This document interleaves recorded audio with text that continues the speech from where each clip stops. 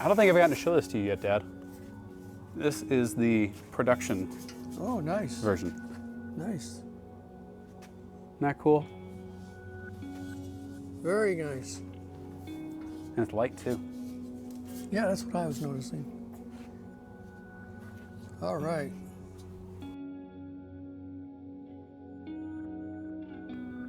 When you're maneuvering the plate into position, you're going to put the foot of the driver's side in first, and then it'll slide through the cage, and then you can slide it over and get the passenger side foot in place. There's 2 notches at the top where the cage will pass through, and then over here is approximately 3 by 1 inch hole for the bar that you can use to lower and raise the cage. And so that's how you know that it's in the proper position. For a lot of models of the Sprinter, due to the angle of the exhaust pipe, we've cut off this corner. And so that way you know that the corner that lines up with the exhaust pipe and this hole that matches up with the cage lever, you know that it's in the right place. And then you can just nest this line right here with the bump out. And so this notch will nest perfectly with this bump out here on the cage. But raising of it up, you just gotta pull it up and click it in.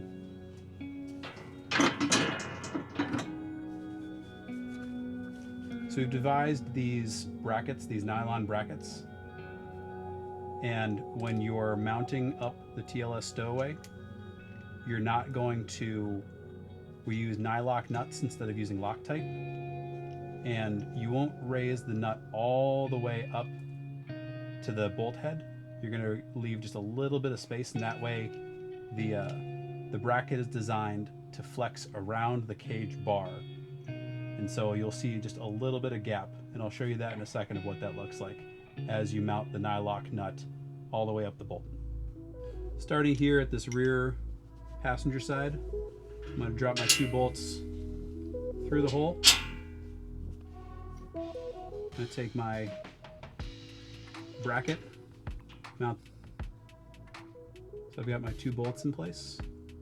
I'm going to put on my nylon bracket. Next up, I'll put my washer on, hold that in place. And I'm just going to thread my first nut into place.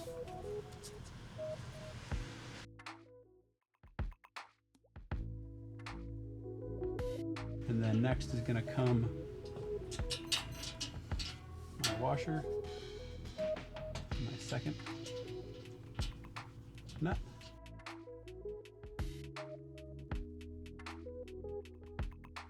Does converting a van forfeit any insurability? Nope. Seriously? Even something like this? So what you can do is you can convert it, and if you meet certain requirements, you can register it, insure it as an RV. Oh, interesting. That's kind of cool. And have you done that? Yes. Luke with Unicorn came in. He's got a 3D scanner, got up underneath here, and made a 3D scan of the entire thing. No way. That's so cool. So Luke's good people. So first you're going to drop your bolts in from the top side. Next is going to come your nylon bracket. I've got my first washer.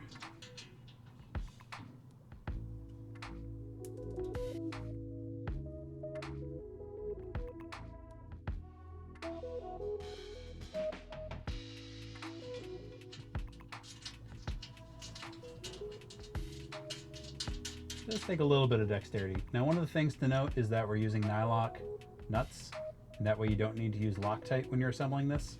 And so that'll help reduce any chance of these bolts rattling out. Now, we drop the bolts down where, in the event that, heaven forbid, these nuts were to rattle out, the bolts are hanging down to keep the plate will keep itself from falling out from underneath your van, just due to the shape of it, the shape of the cage.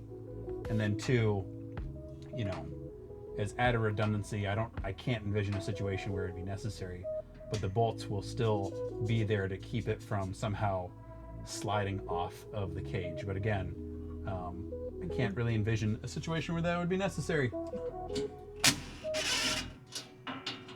And then again, you're not going to tighten the nuts all the way. You're not going to bottom them out. You don't need to bottom them out. The nylock nuts are going to keep them in place. That way the nylon bracket has enough flex in order to bounce along as you're driving. All right, next two bolts, please.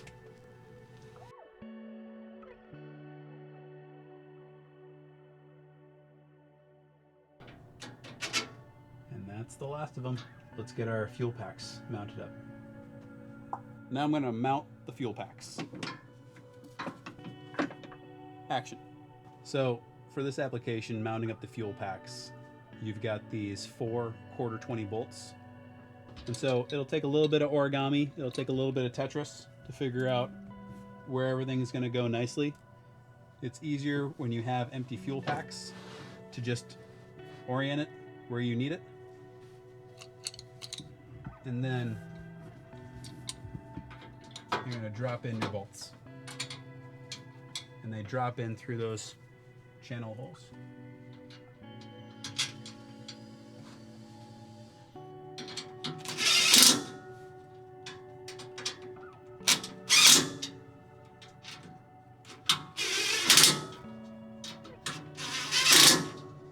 All right. So now that I have my mounting plate installed,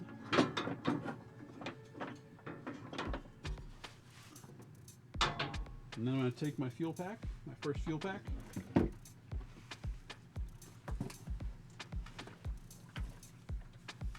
I'm going to mount it where I can easily access both handles.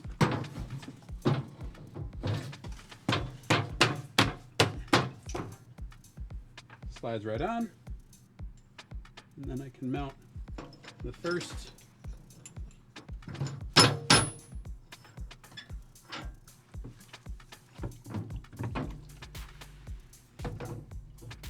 Oh, of course. And just like that, you get 4 extra gallons of fuel on board, safely tucked out of the way, out of sight, out of mind from, you know, opportunistic criminals. Then if you can imagine having a, you know, a sealed poly case here, you could have things like brake fluid, power steering fluid, coolant, you know, anything with either an odor or a vapor that you don't want to have inside the van with you. But especially if you're doing a long distance road trip and you want to have something on hand, like, you know, like having coolant in case you have any, you know, a slightly older vehicle, you can keep all of that underneath the vehicle, out of the way.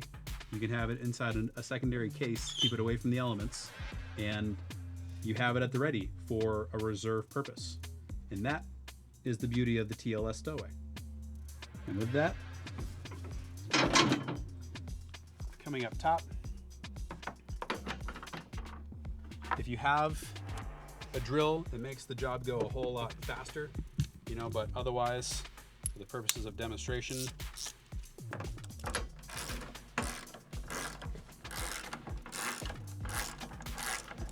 a ratchet is definitely a smart upgrade beyond only having the onboard tire iron. And just like that, it's all stowed away.